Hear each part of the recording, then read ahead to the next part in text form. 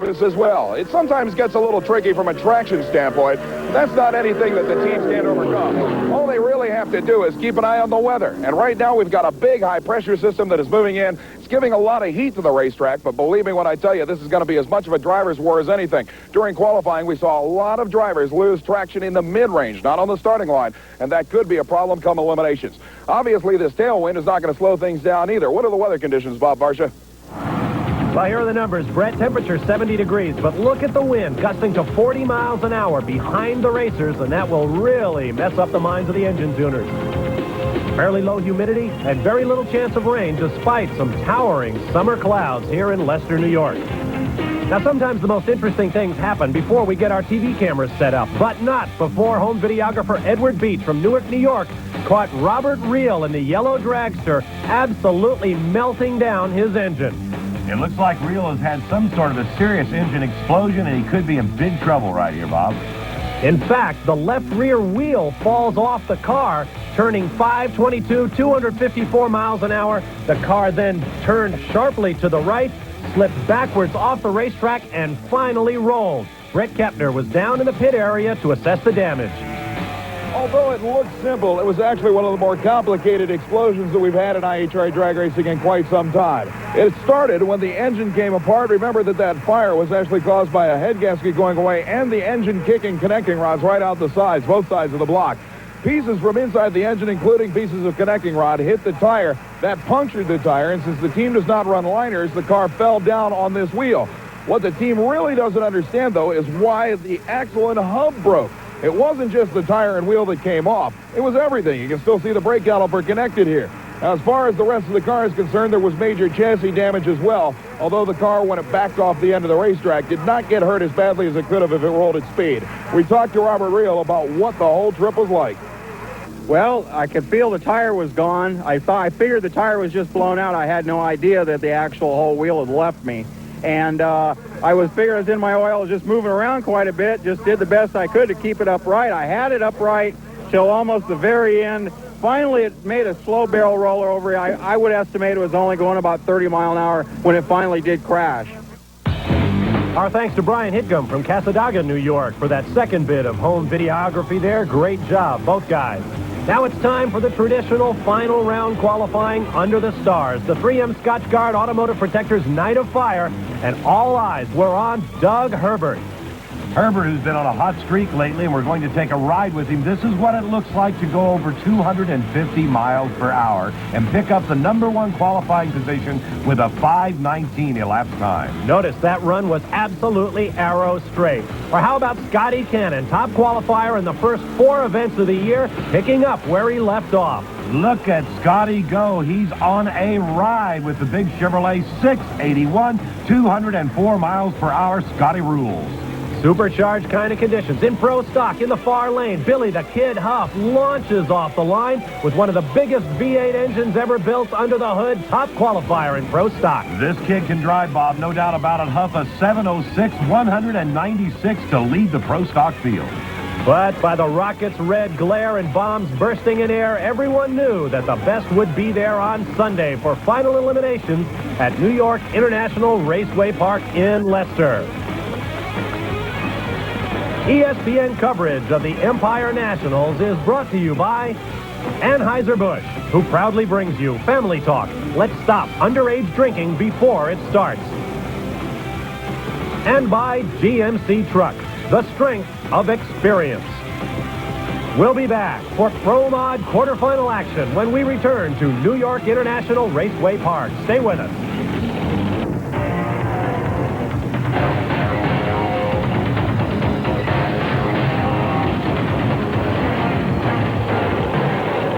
You saw the wind ruffling the trees at Leicester, New York as we get set for quarterfinal action in Pro Modified. First up, Wayne Torkelson, Concord, California, in a 55 supercharged Ford T-Bird. What a machine. This is real unusual. This is one of the semi-Hemi Fords, 429 cubic inches, bored out to 525 cubic inches. His opponent from Tuscaloosa, Alabama, Norman Estes, in a 91 Pontiac Trans Am with 710 cubic inches normally aspirated. Now, that's as big as you can go on nitrous. The rules allow 710, that's it. Great start for both cars. Nitrous versus Supercharged. This has been a war all year long, close at the end. Estes upsets Torkelson with a 669, 200 miles per hour. Great reaction time as well, 491, 91 one-thousandths of a second. Our next matchup, Pat Moore driving for Cleveland Cavaliers NBA star Larry Nance, going up against Pete Williams from Cottondale, Alabama in a 92 Chevy Lumina. Pat Moore, no newcomer to this business, a former top sportsman, world champion. Plenty quick on the lights, Bob. You saw Larry Nance watching his man go to work. Another great start. Williams gets just a little sideways. Let's see if Moore can take advantage. Moore was off the starting line first, but it's not good enough. 696 for Pete Williams. He put an ET on him, Bob. That's the first 200-mile-an-hour top speed we've seen thus far. Williams edging by at half track and holding it to the finish. That's worth another look with our ESPN photo finish camera. It was that close. Now here comes another of the vintage replica bodies that are so popular with IHRA fans across the country. This is Tommy Hunt from Florence, Alabama, part of the Hunt family racing operation. A 57 replica Chevy Bel Air with 632 cubic inches of Chevy power. His opponent, Bill Kuhlman from Wentzville, Missouri, 92 Camaro, qualified with a supercharged engine, but he's going to run his nitrous mill here in the eliminations.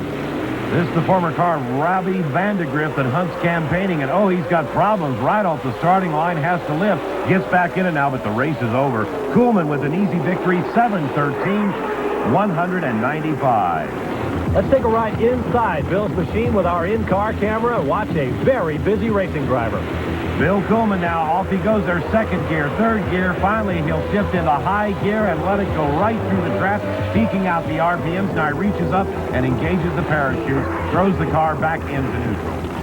Like engaging in a prize fight in a phone booth there, arms and legs in every direction. Now here comes Willie McKinnon from Long Island, New York, in a 1970 Chevy Chevelle replica car with 638 cubic inches.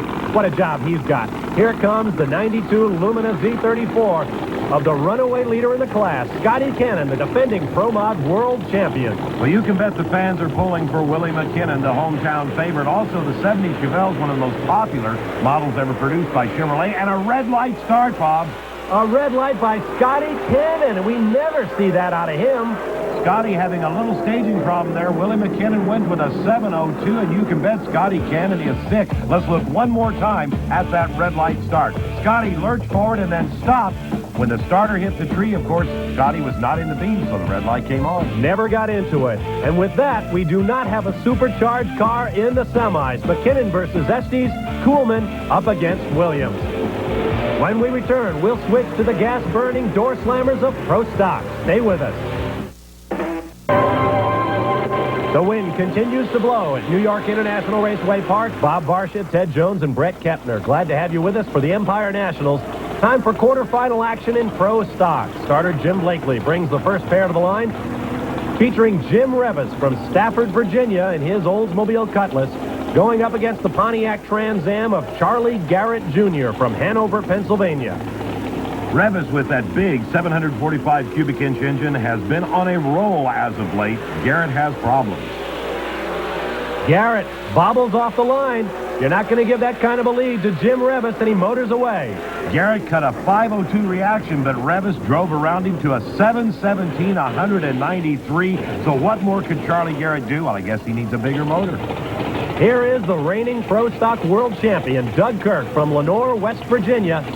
His opponent, Billy Huff, at just 21 years of age from Shepherdsville, Kentucky. Easily the young lion in Pro Stock today. Both of these second-generation drag racers, both of them with a little youth on their side. Terrific launches for both cars in the right lane. Huff got a little out of shape. Then drifting over to the center line was Doug Kirk. Huff picks it up with a 710, 196 mile per hour. What a finish. Kirk cut a 497 reaction time, and that wasn't good enough. Now we move on to a pair of 1992 winners. Carlton Phillips, you just saw, who won in Ontario, Canada. And here is Ricky Smith, winner of the Spring Nationals at Bristol, Tennessee. As the two competitors back in, Brett is down at the far end to talk with Billy Huff. What's causing the shake out there? Why are these cars shaking the tires like they are? I don't know. I think maybe the track's starting to go right now. Just too much sunlight? The sun's on it now, and maybe that could be it. 08 and a 10. You're still right there, even if it is shaking. Good luck. I'll take it. Thank you, Doug.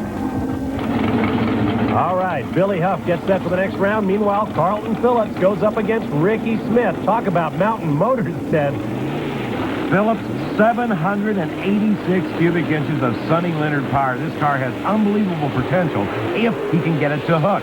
Ricky Smith fouls. Ricky Smith, the absolute king of the Christmas tree, caught a red light. Carlton Phillips wins. 716, 196. Not really the potential of that car. Let's watch Ricky Smith red light. Oh, a little pause and hesitation, and it caught Tricky Ricky. Much like what happened to Scotty Cannon in Pro Mod. Our final matchup, Dave Drongowski on the right-hand lane, also red-lighted, and so Harold Denton, the first man to break 7 seconds in Pro Stock, moves on to the semifinals to meet Billy Huff, and it'll be Carlton Phillips up against Jim Revis. We will switch from gasoline to nitromethane when we return to Leicester, New York. Stay with us.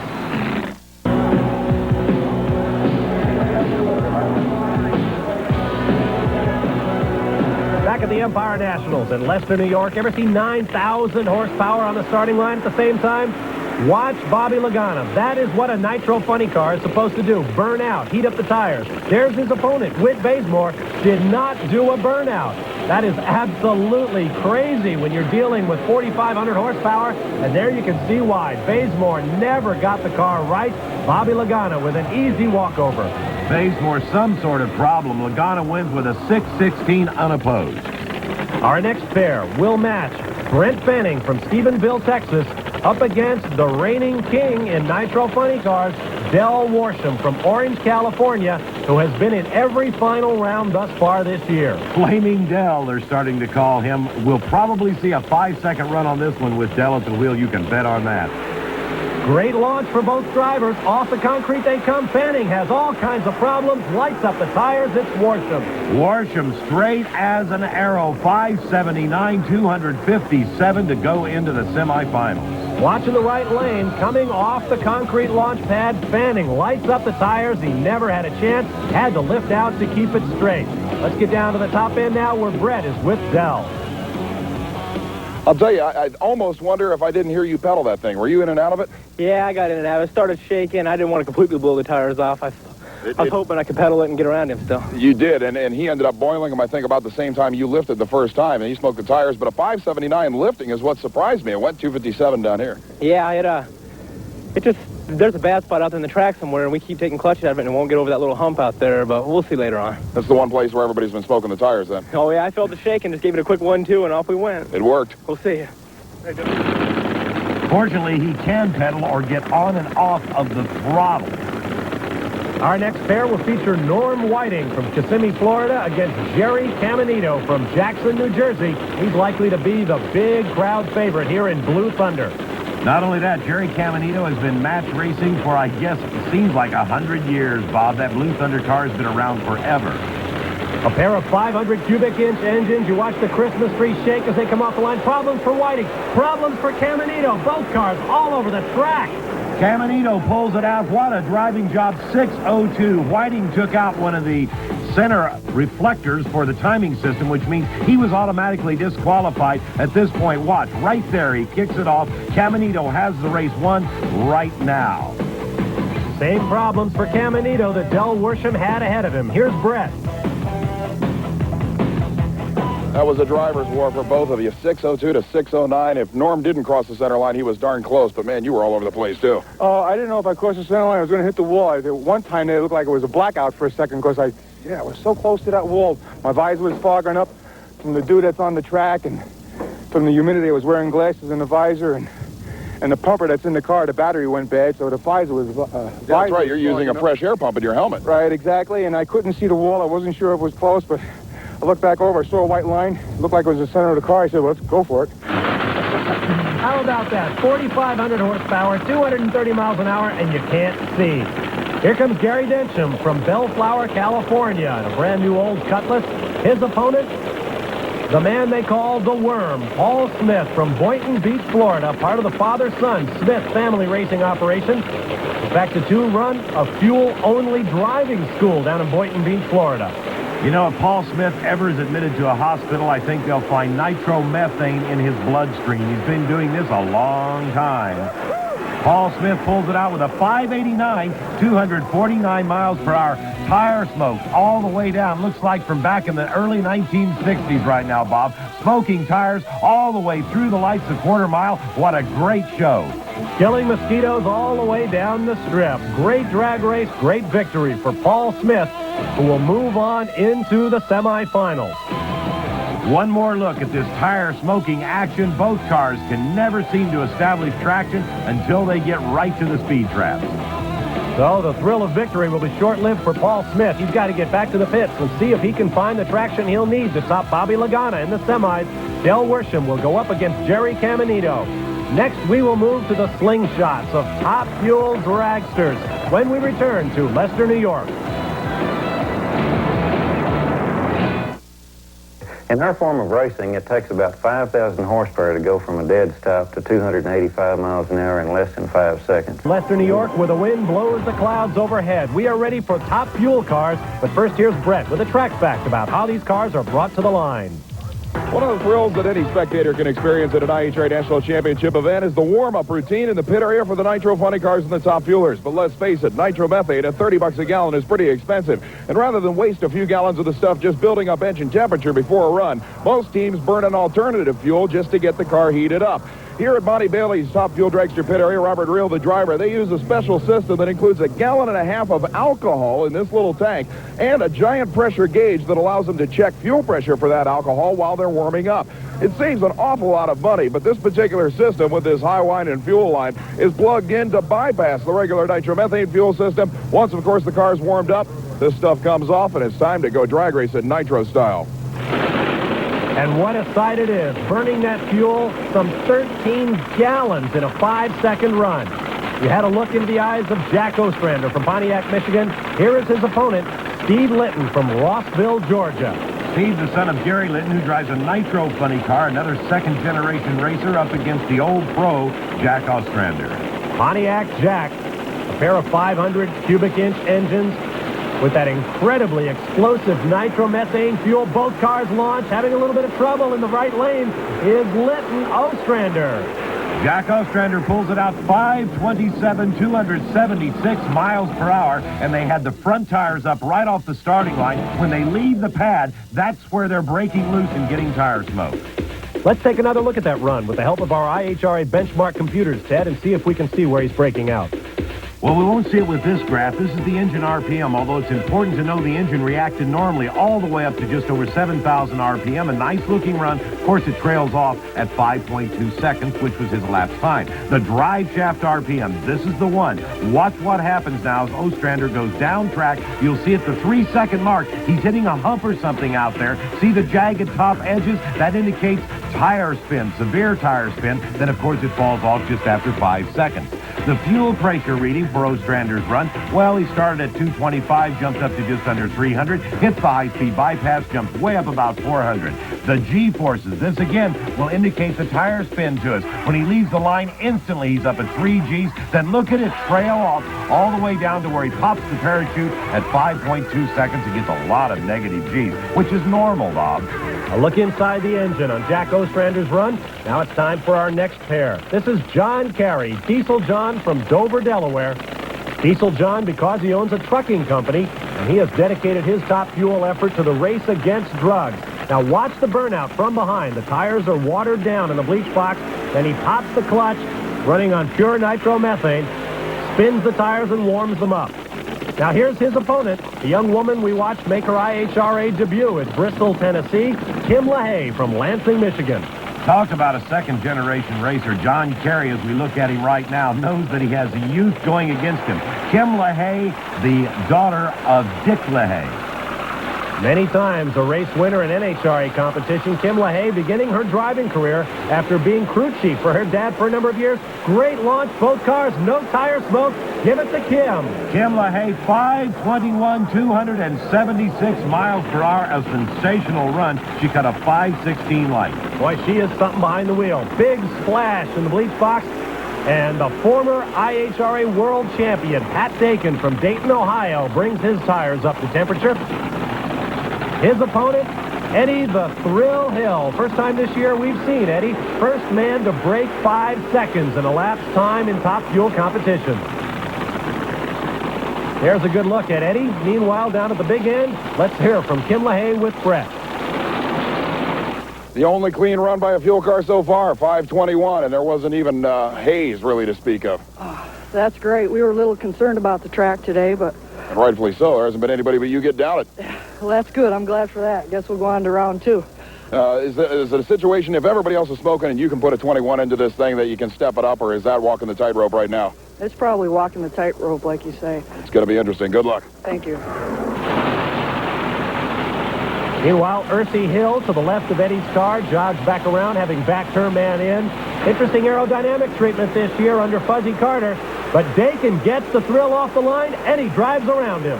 Eddie Hill with a 5:29, 268 miles per hour to advance to the semis, and we've got to look just one more time at that great run. Imagine in a 5-second run, you can have 2 lead changes. First it was Dakin, then Eddie comes back around. Oh, and does he ever look at that, over a car length between he and Patty Dakin. Serious problems for the former IHRA champion. Eddie Hill will advance to meet Jack Ostrander. Now let's find the 4th member of our semifinals. This is Michael Smith from Boynton Beach, Florida. We already watched his father, Paul, advance to the semis in Nitro funny car. Michael actually runs their top fuel driving school down in Boynton Beach. His opponent, Doug Herbert from Lincolnton, North Carolina, the only name you've needed to know in top fuel competition in the IHRA this year. Well, young Michael, you can bet would like to get a whole shot on Herbert, because Herbert, as you said, Bob, has been running strong, so he needs a little something for an edge off the starting line. Great launch for both men. Herbert running straight and through, then just wiggling a little bit, but takes it. Doug Herbert, 5.20, 275, but what a super drag race, side by side all the way down. Doug Herbert has been clocked at 488 this year. Backs it off just a little bit as he tries to deal with the traction on this racetrack. Great run, great side-by-side race. Very little tire smoke, both of them straight as an arrow, just a little bobble in the middle. This is a super drag race. And that sets up a great meeting between Herbert and Kim LaHaye, who had such a clean run in this round. Eddie Hill will meet Jack Ostrander. When we return to Leicester, New York, we will have Pro Mod semifinals. Stay with us for more IHRA action. Back at the IHRA Napa Empire Nationals, time for our Hot Rod Shop. This week, Brett talks with one of the shiftiest characters in all of drag racing.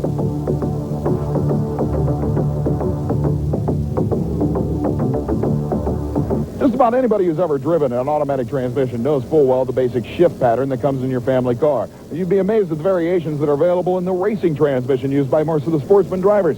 And Tim Hyatt, the IHRA technical wizard, is with us each and every edition of Hot Rod Workshop, can explain some of the different variations. And Tim, a lot of them are based on built-in safety factors. Well, that's a good point there, Brett. And what we're looking at right now is a racing shifter built for a 3-speed automatic transmission.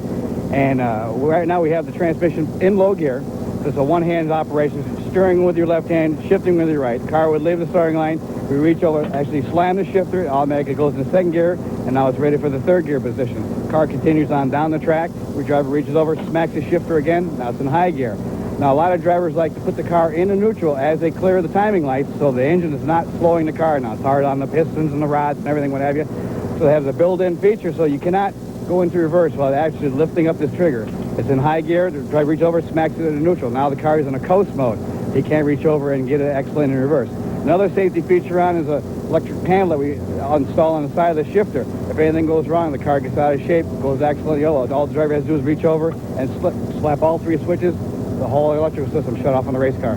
I should point out that the reverse engagement button is now actually mandatory on race cars. You can't have a transmission that does not have that safety feature on it. That's a rule that IHRA mandated several years ago, and this is one of the shifters. This shows how it works. Indeed, there are a lot of different ways to go drag racing with an automatic, but a lot of this safety equipment is indeed mandatory under IHRA rules. Regardless, the whole idea is ease of operation and quick and hard shifts. All right, thank you, Brett. That's this week's edition of the IHRA Hot Rod Shop. Now it's time for semifinal action in Pro Modified, and our first pairing will be Norman Estes against this man, Big Willie McKinnon. Well, McKinnon in the Magic car out of Long Island, New York, so he's the local crowd favorite, not to mention the fact he has a 70 Chevelle Nostalgia body. Look at the front end on that thing. Absolutely amazing. Now here's Norman Estes from Tuscaloosa, Alabama, with a more traditional Pontiac Trans Am style.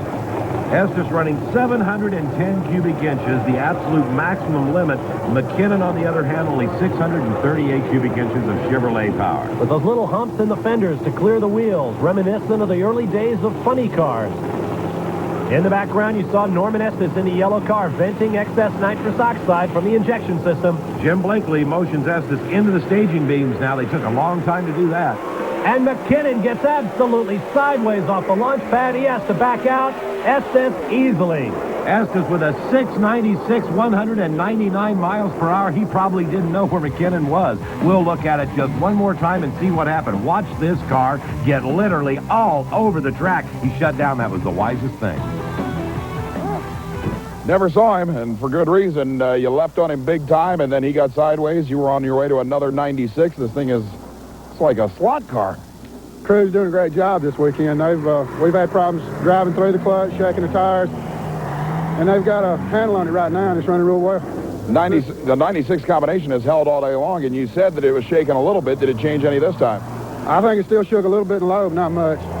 Well, obviously, what are your plans for the final if the weather stays the same? Very little. And why should he change the car? Norman Estes has been getting quicker with each round. Our second matchup in Pro Mod will be Pete Williams in the foreground against Bill Kuhlman. Williams out of Cottondale, Alabama, the deep southerner against the Missouri ace from Wentzville. In the right lane, Kuhlman, one of the fathers of this class. Williams gets a little sideways as he did in the previous round. Lane choices on the line here, Bob. Bill Kuhlman, 695, 199.82. Mr. Estes, you have got a problem coming up in the finals. Let's take a look at that run. What a great run by Bill Kuhlman. The engine RPM now. Watch Bill come off the starting line at about 2,500 RPM. Steadily increases until he shifts. You can see each of the gear changes. At the peak point, he's shifting at about 6,800 RPM. Hope we're not giving anything away there, Bill. The drive shaft RPM will indicate tire slippage. Almost none. Look at that. The perfect graph all the way up to just above 7,000 RPM. You see him shut it off and begin his coast in the shutdown area.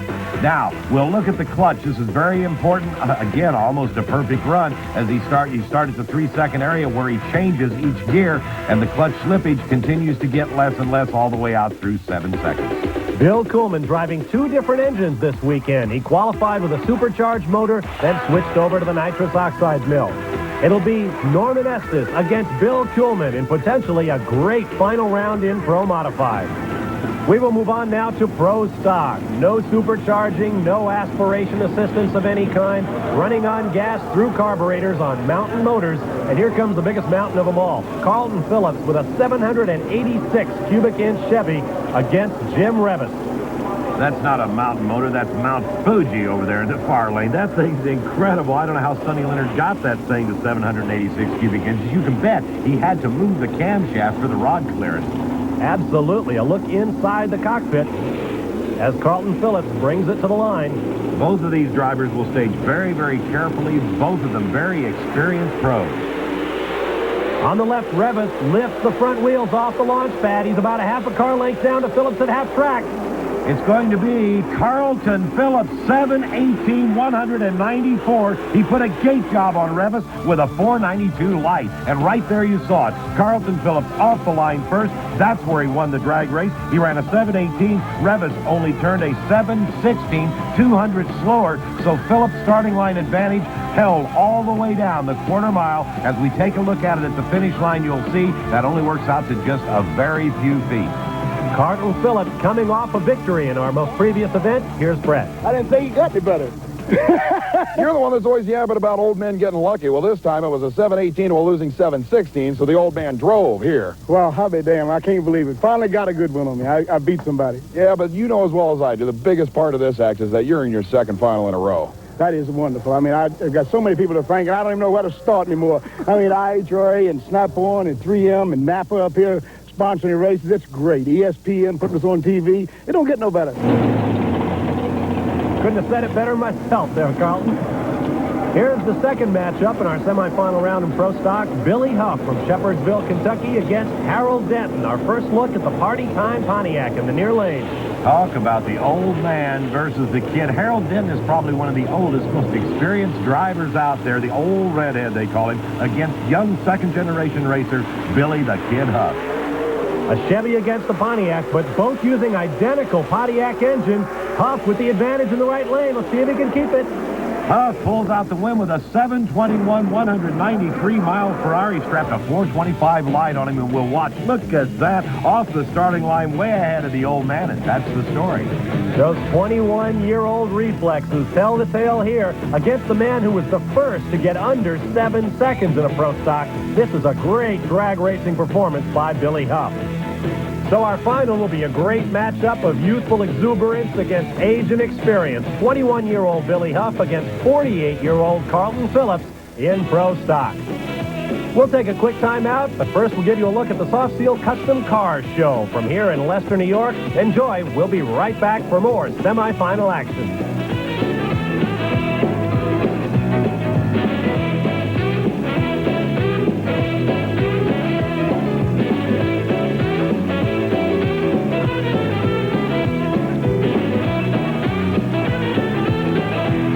Championship drag racing, but here in Leicester, New York, it is everywhere you look. This is Leckworth State Park, nearby Leicester. An absolutely stunning place, and one of the reasons why Upper New York State is one of the vacation capitals of the United States. Back at New York International Raceway Park, we are ready for semi-final action in Nitro Funny Car and Top Fuel at the Napa Empire Nationals. First up, the Floppers of Funny Car. Here comes Paul Smith from Boynton Beach, Florida, who will go up against Bobby Lagana.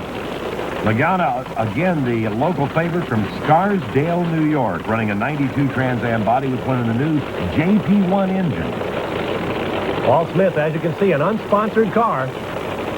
Son Michael already knocked out of the Top Fuel rounds. So Dad will try to carry the Smith family colors into a final round. Good launch, and the chute pops on Lagana's car right off the line. Shook it loose. It'll be an easy run for Smith.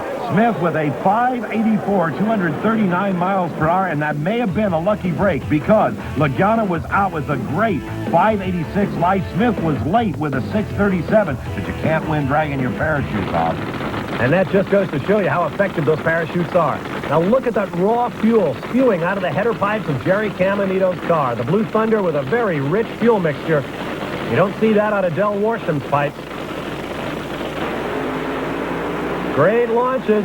Caminito stutters off the launch pad. He has to shut it down. Warsham has the combination. Warsham with a 576, 260 mile per hour. Caminito actually lifted, got back into it, and finally had to give up and shut down.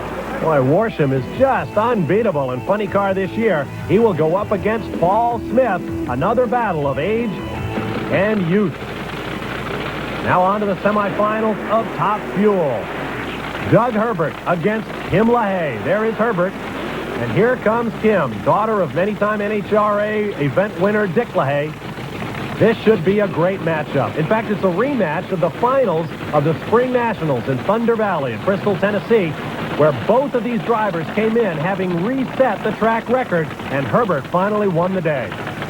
Kim LaHaye has selected an excellent crew chief. There you see him, Larry Frazier, backing her into her own hot, sticky tracks of rubber.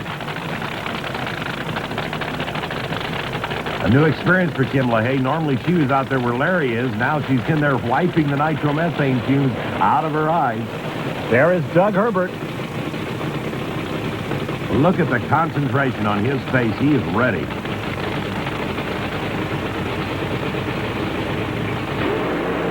Great launches. Herbert gets a little bit sideways. Now hastens the tire, but Kim LaHaye cannot take advantage. Doug Herbert, 521. LaHaye loses with a 522. What a drag race. Both of them carrying the wheels off the starting line. great clutch-setting job for Kim LaHaye, but she didn't have quite enough horsepower. You can see right now, Doug Herbert breaking the tires loose at about the 400-foot mark, but the horsepower was there when he needed it. You got to be faced with a tricky situation here. Everybody knows that 5.20 seconds seems to be the borderline on this track. But now you got to go for a championship against a car that you know can run the big numbers. What do you do? We have to go back and look at the computer and maybe take a little bit of a chance. We know Hill can run better. We know we can run better. We just, we'll have to go back and take a look at it and see how much we think is safe. Win or lose, you still have been in every final this year. Unbelievable. That's great. It is unbelievable. Thanks. Well, that's the kind of consistency it takes to win championships. It'll be Doug Herbert against Eddie the Thrill Hill in the finals of Top Fuel. Here's Brett overseeing preparations. Normally in a pit crash, we'll show you some kind of aluminum carnage out of a nitro-burning machine, usually an engine block filled with holes or burned pistons or an exploded supercharger, something along those lines. But here in Del Worsham's pit area before the final round, you really won't find anything wrong with this engine block that has just been taken out.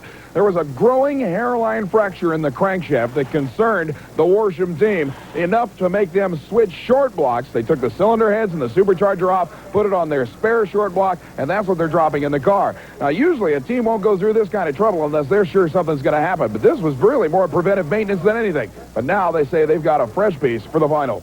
All right, thanks, Brett. And when you've got the kind of final round matchups we have, you want your best machinery. Here's a look into Eddie the Thrill Hill's pit. Crew Chief Fuzzy Carter working away. Absolutely amazing the amount of mechanical work that gets done between rounds. There in Doug Herbert's pit, they begin to load up the fuel cell in anticipation of the finals in Top Fuel. Stay with us.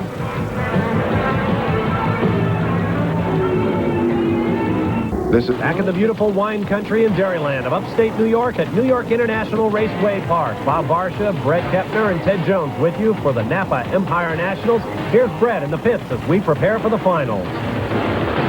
Just about every Pro Stock competitor at one point or another during the Empire Nationals has had the clutch out of their car, and there's good reason. This is one hard tire-shaking racetrack, and it's really caused some problems for the drivers in between rounds. But now going into the final round, Carlton Phillips' machine is showing a pretty good-looking clutch disc, but it's the floater that really shows some information.